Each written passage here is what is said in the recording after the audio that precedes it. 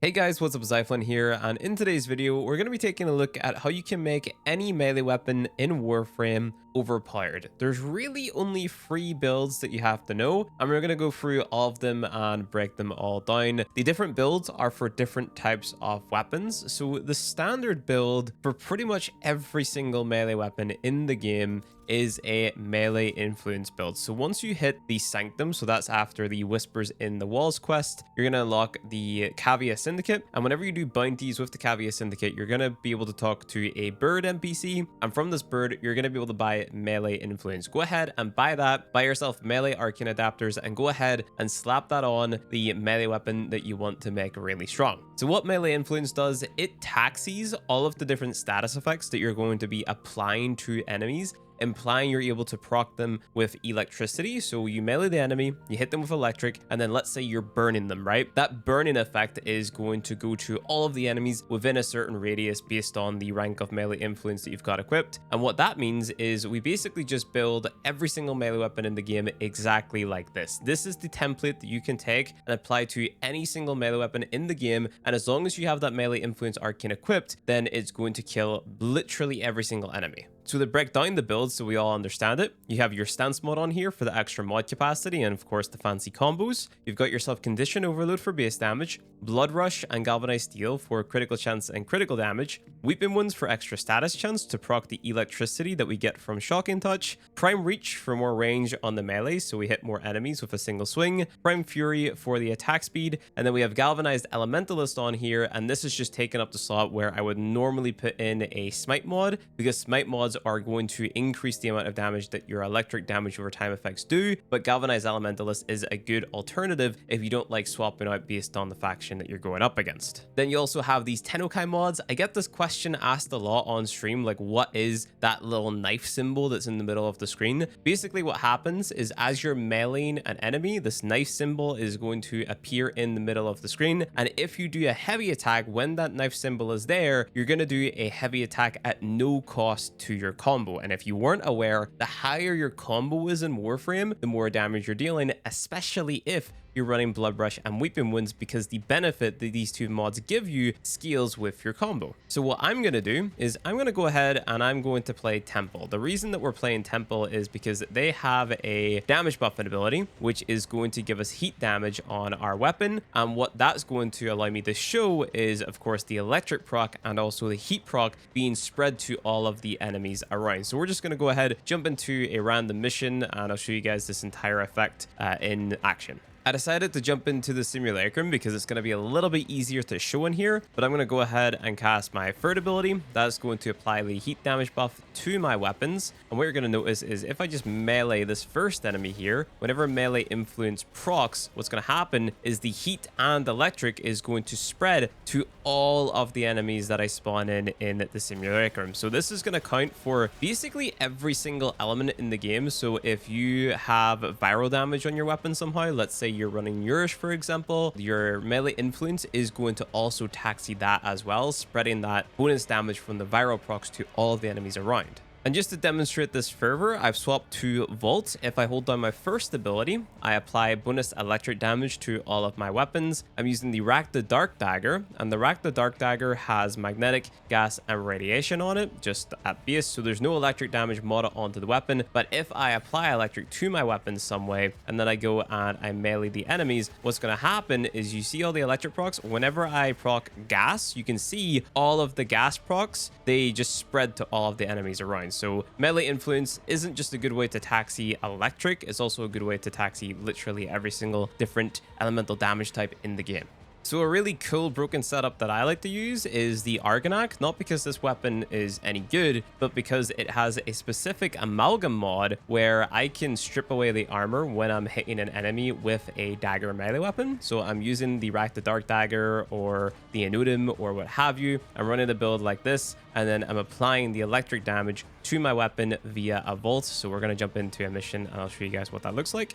So I'm here in a Conjunction Survival, just using a pretty standard Vault build, just casting speed, casting my shock ability. I'm just going to start meleeing, and you can see that as I melee, all these gas clouds and electric procs, radiation procs, magnetic procs, they're just spreading to all of the enemies around. The Rack the Dark Dagger has this cool effect of actually giving me like bonus shields as a melee as well. So this is a really good weapon for just keeping you alive in Steel Path. So if you're part of the Red Veil, picking this weapon up and modding it the exact same way that I did, using it on Vault, is actually a really strong way to just get through Steel Path for the first time, armor strip all the enemies. And let's say you don't want to go out of your way to get the Amalgam mod for the Argonac, what you could do is you could just run a pillage build on Vault and armor strip away the enemy's armor that way. So that's an option too. But yeah, the Argonac just removes the having to get pillage, so getting Hildren, subsuming, all that cool thing. You can just run Roar from Rhino, have all of your procs do bonus damage, you know, all that good stuff. And yeah, you can see that we're literally just holding E. We get the free Tennokai procs, and all the bad guys are dying around us pretty easily. So we've took a seemingly like whatever weapon and just turned it into a complete beast, simply because we know how to mod around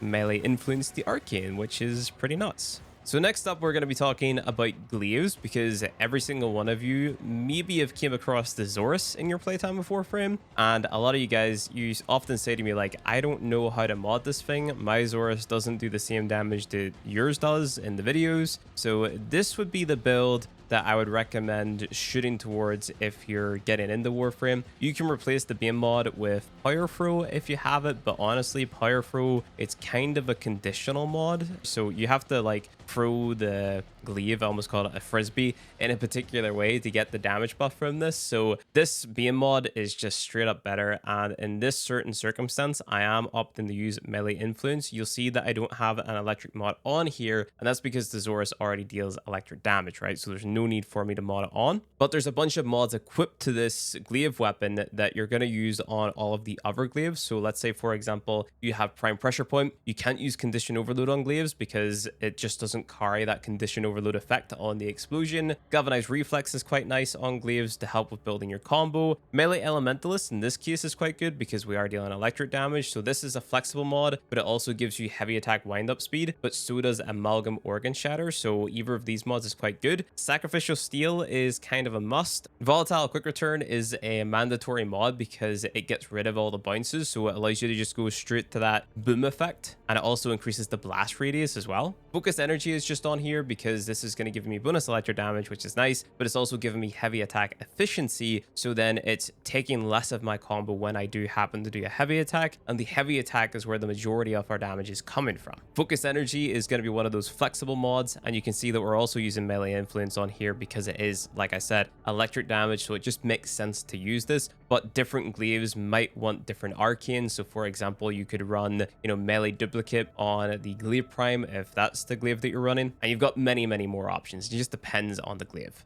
All right, so we're here in a conjunction survival again. Haven't got any buffs on the Zorus right now. We're just going to go ahead and throw it, and then you do your middle mouse button to make it explode. And you can see that we deal quite a hefty amount of damage to these enemies. Now, they do have viral procs on them because of my Panzer, but you'll see that this thing is just quite busted, just picking it up, throwing it, doing your stuff. So here's some enemies. Throw it, boom. Throw it, boom again. You can see the influence spreading as well. Throw, boom, boom. You can turn on your buffs. So let's go ahead, pick up a shield, turn on your speed, cast roar. There we go. And then we're going to deal a lot more damage. And this should be how you're building your vault anyway, if you're like new to Warframe. So yeah, you can see 180,000 damage pretty consistently there. And we're constantly getting a 5x combo, which is quite nice. 759,000, which is insane. 426 on the shield there, 700,000 yet again. So yeah, the glaive is just pretty busted, man.